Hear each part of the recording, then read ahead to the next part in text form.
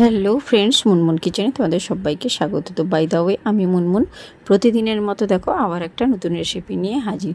তো তোমরা ডিম দিয়ে মোগলাই তো সবাই খেয়েছো, ডিমের মোগলাইটা সবাই খেয়েছো, কিন্তু আজ আমি তোমাদের সঙ্গে শেয়ার করছি আলু দিয়ে মোগলাই। তো এই রেসিপিটা কিন্তু অত্যন্ত সাধারণ একটা রেসিপি, তোমরা একবার যদি দেখো তোমরা বাড়িতে সবাই ট্রাই করতে পারবে এবং একদম ইউনিক স্টাইলের একটা রেসিপি, আলুর মোগলাই রেসিপি।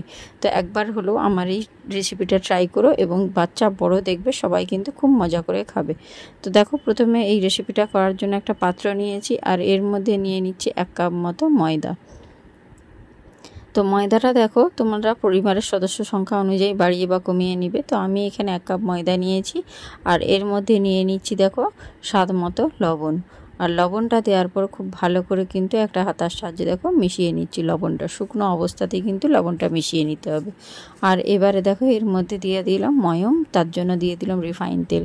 অনেকটা পরিমাণ রিফাইন তেল দিয়েছি যাতে ময়মটা খুব সুন্দর হয়, তার ময়মটা দিলে কিন্তু এই মোগলাইগুলো খেতে কিন্তু খুব সুন্দর লাগবে। তো ময়মটা দেওয়ার পর শুকনো অবস্থাতে আবারও ভালো করে দেখো নেড়ে চেড়ে মিশিয়ে নিলাম হাতার সাহায্যে। এবারে হাতে করে কিন্তু খুব ভালো করে কিন্তু মেখে নিতে হবে, তাহলে নুনটা আর ময়মটা কিন্তু খুব ভালো করে ময়দার মধ্যে মেশানো হয়ে গেল। তো দেখো এইভাবে কিন্তু ডোটা একদম মুঠোর মধ্যে করলে দেখবে কি সুন্দর একদম মুঠো হয়ে যাবে, তাহলে বুঝতে পারবে ময়মটা দেওয়া খুব সুন্দরভাবে হয়েছে। এবারে আমি এখানে দেখো হালকা উষ্ণ একটু গরম জল করে নিয়েছি। এবার গরম জল দিয়েই কিন্তু এই ময়দাটাকে আমি ভালো করে মেখে নেব। তো তোমরা কিন্তু ঠান্ডা জলে মাখবে না, তাহলে কিন্তু রেসিপিটা বা মোগলাইটা কিন্তু খুব একটা ভালো হবে না। তো উষ্ণ একটু হালকা গরম জল দিয়ে কিন্তু ময়দাটাকে ভালো করে মেখে নিতে হবে। একসঙ্গে কিন্তু বেশি জল দেবে না, এভাবে অল্প অল্প দিয়ে কিন্তু ময়দার ব্যাটারটা সুন্দর করে মেখে নিতে হবে, যেভাবে আমরা রুটি বা পরোটা মাখি সেইভাবেই। তো দেখো সুন্দর একটা ডো তৈরি করে নিয়েছি, একদম নরম তুলতুলে কিন্তু একদম সফট হয়েছে। দেখো একটা আঙুলের সাহায্যে দেখিয়ে দিচ্ছি কতটা নরম আর কতটা সফট হয়েছে। এভাবে দেখো হাতের সাহায্যে কিন্তু আবার একটু ভালো করে মেখে নিচ্ছি। এবারে এর মধ্যে আমি দিয়ে দেব সামান্য পরিমাণ রিফাইন তেল। তো দেখো আমি হাতে অনেকটা কিন্তু রিফাইন তেল নিয়েছি আর রিফাইন তেলটা কিন্তু সমস্ত ময়দার মধ্যে দেখো এইভাবে কিন্তু মাখিয়ে নিচ্ছি। তো ময়দার ডোটার মধ্যে খুব ভালো করে রিফাইন তেলটা মাখিয়ে নিয়ে এটাকে কিন্তু রেস্টে আমি ঢাকনা দিয়ে রেখে দেবো আধ ঘন্টা মতো। তো দেখো এটা ততক্ষণ থাক। এখানে কিন্তু মোগলাইয়ের জন্য আমি একটু পুর বানিয়ে নেব, আলুর পুর। যেহেতু আমি আলুর মোগলাই করব তার জন্য পুরটা বানিয়ে নিতে হবে। প্রথমেই দিয়ে দিয়েছি কড়ার মধ্যে দেখো সর্ষের তেল। তো সর্ষের তেলটা ভালো করে গরম হয়ে গেলে এর মধ্যে দিয়ে দিলাম একটা গোটা শুকনো লঙ্কা। তো শুকনো লঙ্কাটাকে ভালো করে দেখো একদম লাল লাল করে ভেজে নিয়েছি। এবার শুকনো লঙ্কাটাকে তুলে নিচ্ছি একটা প্লেটের মধ্যে। তো দেখো এখানে প্লেটের মধ্যে আমি কিন্তু লঙ্কাটা তুলে নিয়েছি। এবার ওই কড়াইয়ের মধ্যে কিন্তু দিয়ে দিলাম 1/2 চামচ মতো গোটা জিরে। তো জিরেটা কিন্তু খুব ভালো করে ভাজা হয়ে গেলে এর মধ্যে দিয়ে দেবো কুচো করে রাখা রসুন কুচোটাও দেখো ভালো করে ভেজে নিয়েছি। তারপরে দিয়ে দিলাম কুচো করে রাখা আদা কুচো আর রসুন কুচোটা কিন্তু এখানে এভাবে কুচো করে দিলেই কিন্তু খেতে খুব ভালো লাগবে। তো রসুন আর আদাটা দেখো আর জিরেটা খুব সুন্দর ভাজা হয়ে গিয়েছে। এবার এর মধ্যে দিয়ে দিলাম কিছু কুচো করে রাখা পেঁয়াজ, যে পেঁয়াজটা আমি আগে থেকে একদম ছোট্ট ছোট্ট করে কুচো করে রেখেছিলাম।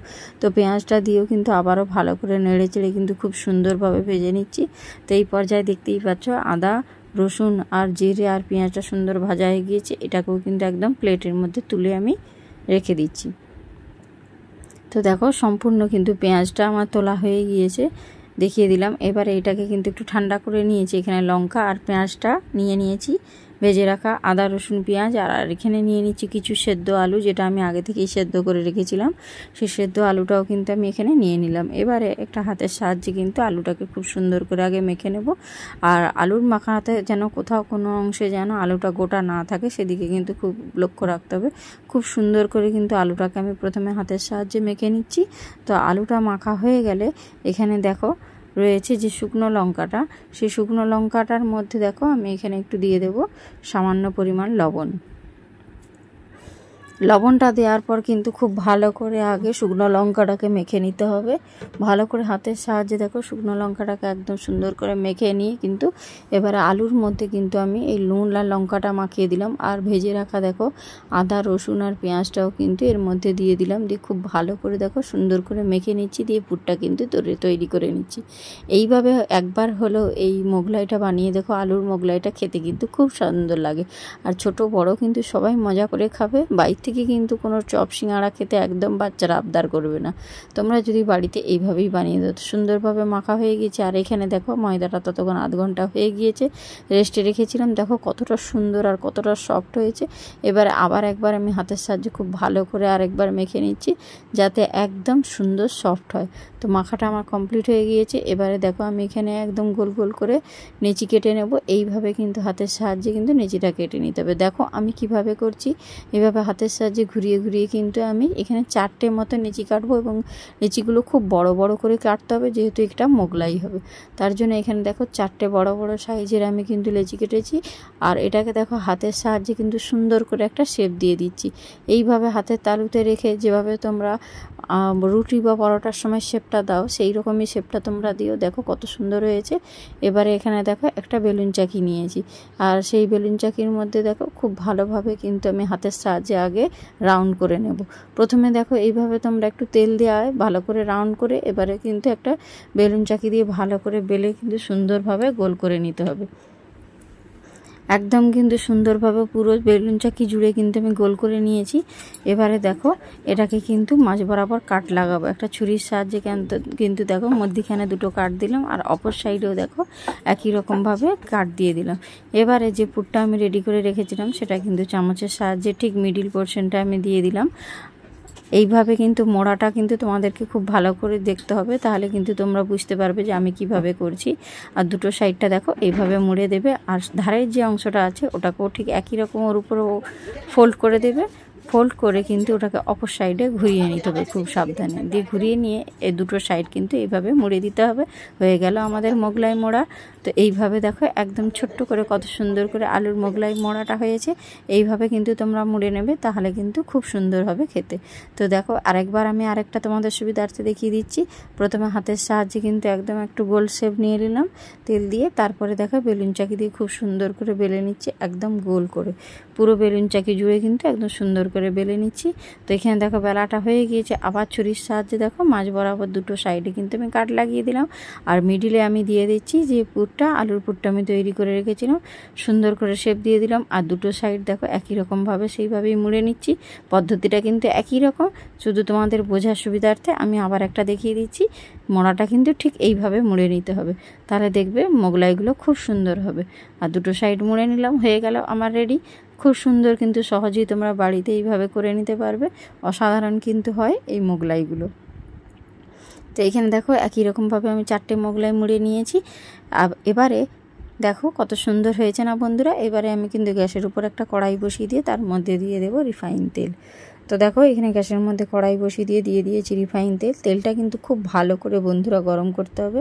তো এই পর্যায়ে দেখো তেলটা গরম হয়ে গিয়েছে। এবার যে মোগলাইগুলো আমি মুড়ে রেখেছিলাম দুটো দুটো করে আমি ভেজে নেব। একসঙ্গে কিন্তু সবগুলো দেবো না। প্রথমে দেখো এই দুটো দিয়েছি, পরের স্টেপে কিন্তু আবার দুটো দিয়ে একই রকমভাবে ভেজে নেব। তো একটা সাইড ভালো করে ভাজা না হওয়া অবধি অপর সাইডটা উল্টানো যাবে না। তো দেখো এখানে কিন্তু একটা সাইড ভালো করে ভাজা হয়ে গিয়েছে, আর উপরটাকে এত সুন্দর একটা সোনালি লাল কালার ধারণ করেছে। এবার উল্টে পাল্টে খুব ভালো করে কিন্তু একদম লাল লাল করে ভেজে নিতে হবে। আর একটা কথায় মাথায় রাখতে হবে, এই সময় কিন্তু গ্যাসের ফ্লেমটা একদম লো টু মিডিয়াম ফ্লেমে রাখতে হবে, তাহলে দেখবে ভেতরটা খুব সুন্দর ভাজা হবে। এইভাবে দেখো প্রথমে আমার দুটোকে তো সুন্দর লাল লাল করে ভেজে নিয়েছি। একই রকমভাবে যে বাকি দিয়ে দুটো ছিল সেই দুটোও কিন্তু ভেজে নেব। আর এখানে কিন্তু ময়দাটা তোমরা তোমাদের পরিবারের সদস্য সংখ্যা অনুযায়ী বাড়িয়ে বা কমিয়ে নেবে। আমি এখানে 1 কাপ ময়দা দিয়ে 4টে মতো মোগলাই বানিয়েছি। তো দেখো তোমাদের সঙ্গে কথা বলতে বলতে এই দুটোও কিন্তু আমার ভাজা হয়ে গিয়েছে। আর তোমরা যদি এর থেকে বেশি চাও তাহলে 2 কাপ ময়দা নিয়ে কিন্তু এখানে 6টা মতো মোগলাই তোমরা ইজিলিভাবে তৈরি করে নিতে পারবে। তো দেখো এখানে মোগলাইগুলো সুন্দর ভাজা হয়ে গিয়েছে। একটা প্লেটের মধ্যে তুলেছি, দেখতে কত সুন্দর হয়েছে না বন্ধুরা। আর এটা আমি ভেতরটাও তোমাদেরকে কেটে দেখিয়ে দেবো কতটা সুন্দর হয়েছে। তো কার কার আমার রেসিপিটা ভালো লাগলো, মোগলাই রেসিপিটা আলুর মোগলাই, তো কার কার ভালো লাগলো অবশ্যই একটু লাইক কমেন্ট শেয়ার করে দিও, এবং আমার চ্যানেল নতুন হলে চ্যানেলটা সাবস্ক্রাইব করে আমার পাশে থেকো। নিত্য নতুন রেসিপি পেতে মুনমুন কিচেন চ্যানেলটাকে সাবস্ক্রাইব করে পাশে থেকো। আর অবশ্যই তোমরা বেল আইকনটা প্রেস করে রেখো, যাতে সবার আগে নোটিফিকেশনটা তোমার কাছে পৌঁছে যায়। তো দেখো আজকের মতো আমি ভিডিওটা এখানেই শেষ করব। দেখা হচ্ছে নেক্সট ভিডিওতে। তো কেমন লাগলো অবশ্যই জানিও। তো টাটা, বাই বাই।